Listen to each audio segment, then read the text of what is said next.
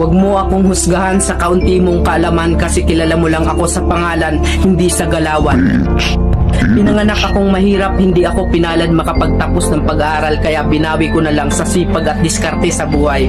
Oo, wala akong pinag-aralan pero kaya kong kumita sa lansangan na hindi mo makukuha sa taas ng iyong pinag-aralan. Bago mo ako husgahan, daanan mo muna lahat ng napagdaanan ko para malaman mo kung sino at bakit ako ganito.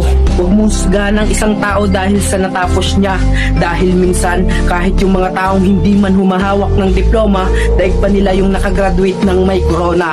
Bawat tao may kanya-kanyang kwento sa buhay, kaya bago mo sila husgahan, alamin mo muna ang kanilang pagkatao at tingnan mo muna ang sarili mo, baka malala ka pa sa tinitira mo.